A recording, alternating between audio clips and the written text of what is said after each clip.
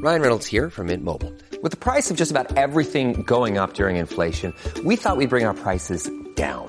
So to help us, we brought in a reverse auctioneer, which is apparently a thing. Mint Mobile Unlimited Premium Wireless. How to get 30, 30, bit to get 30, bit to get 20, 20, 20, bit to get 20, 20, bit to get 15, 15, 15, 15, just $15 a month? Sold! Give it a try at mintmobile.com/switch. $45 up front for 3 months plus taxes and fees. Promo rate for new customers for limited time. Unlimited more than 40 gigabytes per month. Slows full terms at mintmobile.com. You're listening to Make Some Noise podcast, minisode number 443.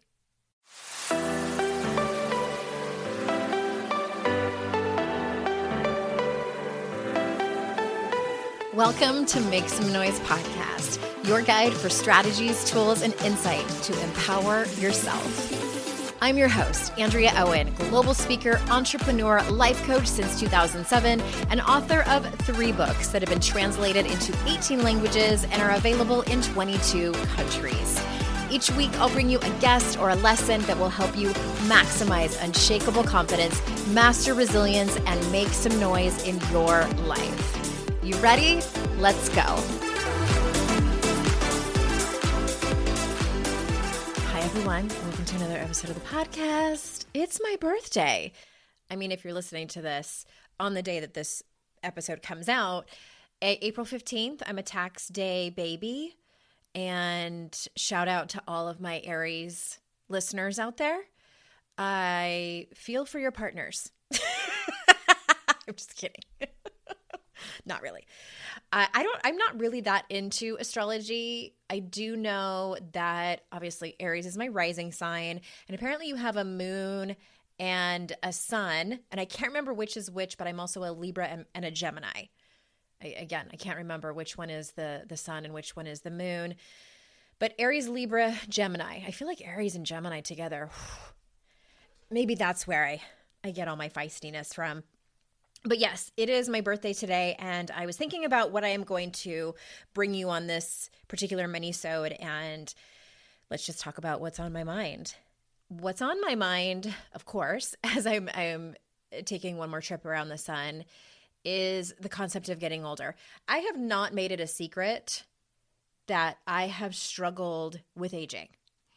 And when I first started to feel challenged around it, I think it was probably when I turned 39 is when I started to kind of panic of like, oh my God, I had that, I think the realization that many of us have at various ages of time's ticking by. And of course that's like obviously, but I think that we hit certain milestones or certain points in our life where we are just heavily reminded of that. And for some reason, I had a harder time with 39 than I did with 40.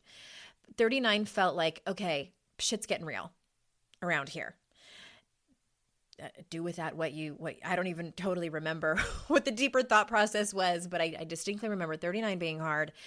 And then entered my early 40s is really when I started to see changes on my physical appearance, the aging thing that happens. And I started to beat myself up because I was struggling with it. I told myself, look at what I do for a living. I should be better than this. I should be more evolved than this. I should be the type of person, the type of woman, more specifically, that walks into every year that I get older as embracing it, quote unquote, age gracefully. And I didn't know what that meant. I've done a couple of episodes. Gosh, it's probably been a couple of years now. I did a conversation about shit that matters with unqualified people with my friend Ella. I'll pop that in the show notes, where we talked candidly about this. But I also see comments online when, say, for instance, someone is asking about, who knows, they're talking about their struggles with aging. And I'm talking specifically with women. Inevitably, there are people in the comments who say aging is a gift. We should embrace it. Not everyone gets the privilege of getting another year older. Not everyone gets the privilege of turning 40, of turning 50, of turning 60, and so on. And they're right. They're absolutely right. We should feel grateful that we get to get older and that we have our health and all of these things, and give people the dignity of their own process. That's what I keep telling myself when I find that I'm judging someone else for their process, and when I'm judging myself, when I feel like I should be in a different place, whether it's with trauma that I have gone through, whether it's with the aging process, whether it's with parenting, whether it's with my marriage, like any big identity that we carry, how we walk through that, how we handle it, if there's healing that needs to be done, how we heal from it is unique to me. It's unique to you. It's unique to her. It's unique to them. And I tell myself that over and over again. Give people the dignity of their own process. It's both. It's a paradox. It can be both a time of gratitude that we are turning another year older and we're still here and we're still kicking and all of the things, that we still have our health. And at the same time, we live in a culture that values youth and beauty and these particular beauty standards and ideals that are, for most people, impossible, and for everyone, impossible to keep. So it's both. It's absolutely both. And I try my best not to judge anyone else or myself about whatever that process looks like. Another perspective that I've been thinking about lately is, I've mentioned just here and there casually, and I'll dive more into the specifics of this chronic illness that I'm dealing with. I'm getting a second opinion just to make sure what I have been diagnosed with is actually it. And my doctor agrees that I should see a second specialist about it. So when I get that official diagnosis, if it's the same one from the second doctor, I'll come on here and talk about it. But part of what alerted me to going and getting more blood tests and basically not shutting up about it to my doctors to figure out what was going on is some fairly rapid weight gain that I had. I gained about 25 pounds over the course of about, it was less than a year. I don't remember exactly how many months.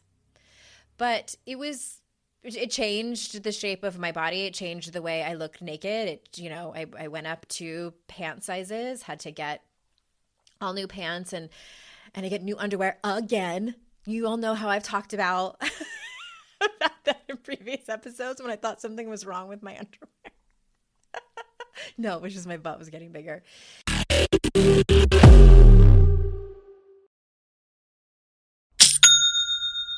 Shopify's already taken the cash register online, helping millions sell billions around the world. But did you know that Shopify can do the same thing at your retail store?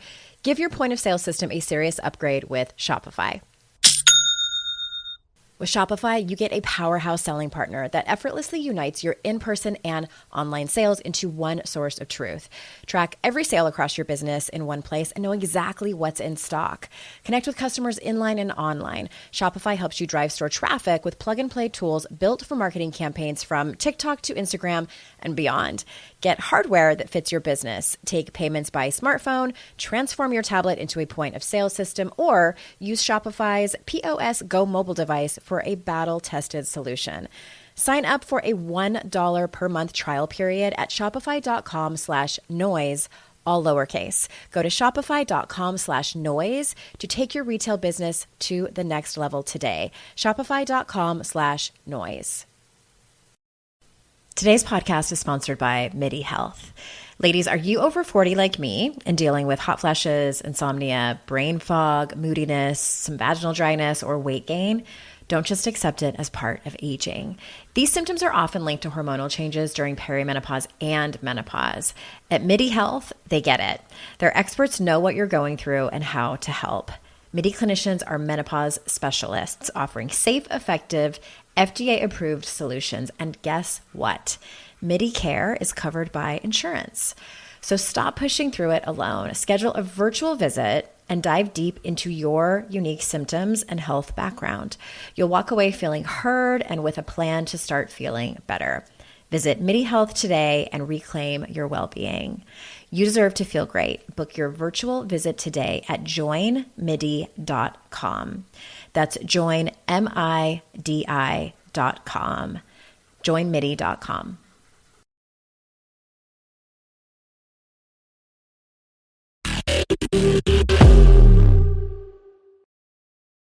But it's the coming to terms with, okay, this is likely how I'm going to look from now on. This is, my body is comfortable here. I don't know if the weight that I gained is ever going to come off, and coming to terms with like, okay, this is my new size. This is the size that I'm going to be now.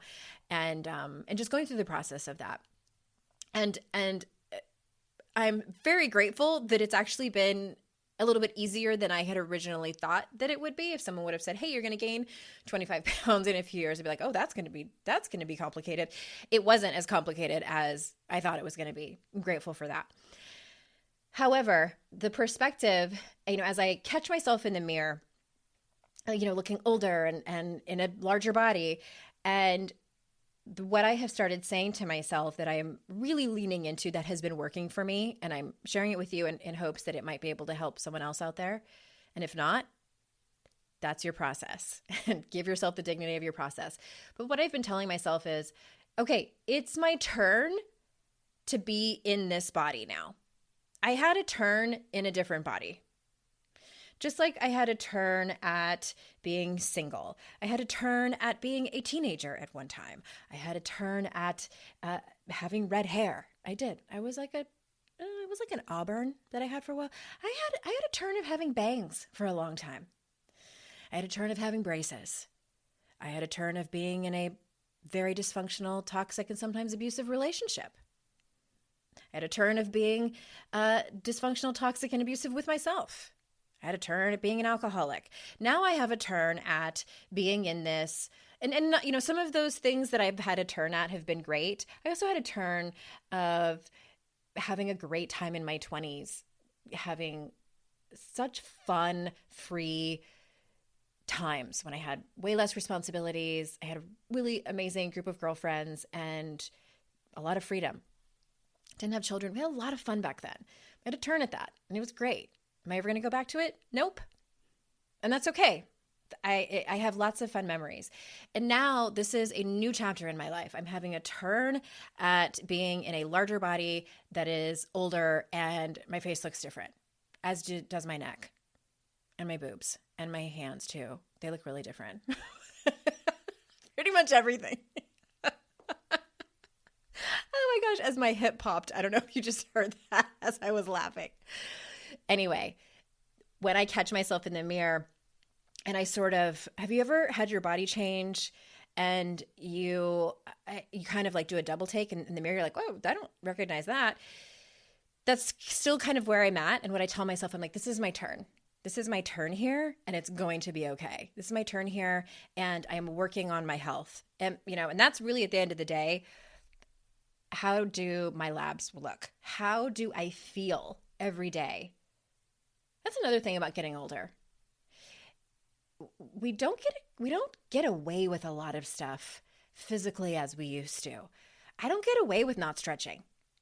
I don't get away with like not sleeping well for more than like a day. I haven't drank in over 10 years, but I probably would not be able to get away with drinking. I can't even imagine what a hangover would do to me these days. It's just a little less forgiving, I think is what's real, what I'm really starting to feel. And I'm like, okay, so now I need to have a turn at really paying attention and being intentional of how I take care of myself, how I take care of my physical self, how I take care of course, like my mental and emotional health, which we talk a lot about here on the show. But again, I've always been the type of person that takes you with me through whatever journey I am going on. I started way back in 2008 on my blog talking about disordered eating and the journey I was going through with that with my therapist. I've talked to you guys. You've just gone with me through all of my stuff. And this is no different as I turn 47 today and I am rounding the corner and heading towards 50. And I will say this that I would love to end with. I wouldn't trade any of that for the wisdom that I have now. Not just the wisdom of like lessons learned, that for sure, but also the wisdom that my body carries. I am so much more quick to listen to my instincts now. And I don't know if it's actually louder, if my gut instincts are louder than they used to be, or I have just opened the door and trust myself more. And it's just more clear than it was. That's amazing. And I hope that you're in a place where you're feeling that, or you can look forward to a place where you're feeling that. Absolutely, I wouldn't trade going back to the way my face, neck, hands, or boobs used to look. I didn't get to keep the wisdom. That's been just a joy, and I'm incredibly grateful for that. I forgot that I was going to mention this as well.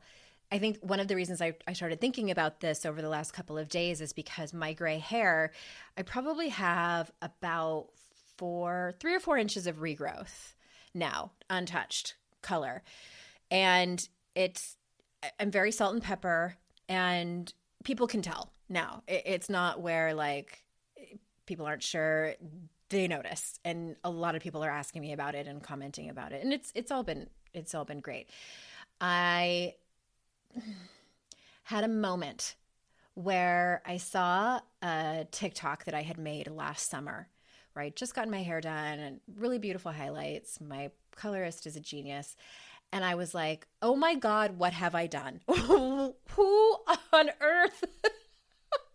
What decision did I make to grow out my gray hair? Look at how beautiful those highlights are.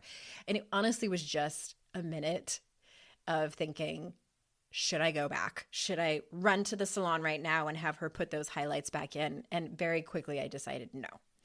I had my turn. I had my turn at having that kind of hair, and now this is my turn. This is my turn to be gray. And if you decide that, that's an amazing process for you. And if you decide no, that you're going to color your hair until the day you die and they're going to bury you with amazing color highlights covering up all your gray, that is your process. And that's amazing. I think that we have to just do what we're ready for. And I will no longer allow myself to be shamed into doing one thing or another. And I hope that you don't do that to yourself either.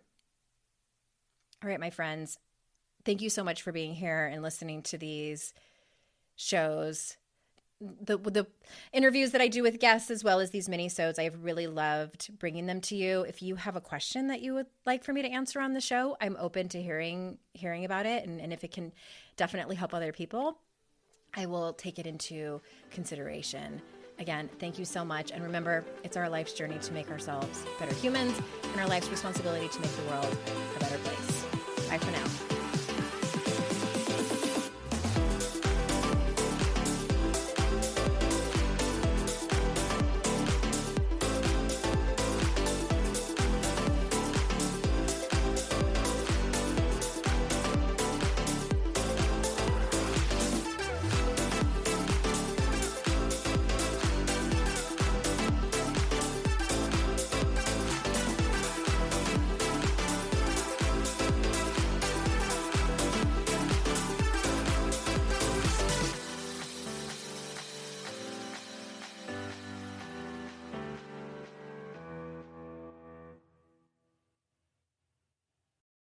I'd like to introduce you to the Minimalist Moms podcast. It's hard enough being a mom, and the last thing you need is stress from too much stuff and an overcrowded schedule. For too long, I lived with the mindset that bigger was better, and the more I added to my life, instead of feeling better, I felt overwhelmed. It was time for a radical new mindset. Less is more. I'm not into extremes. I didn't throw everything away. My brand of minimalism is more about adding than subtracting. Get rid of the excess to make room for what you love. In other words, it's about living life with purpose. I hope you'll listen in and my guest and myself can inspire you to think more and do with less. The Minimalist Moms Podcast, available wherever you listen to podcasts.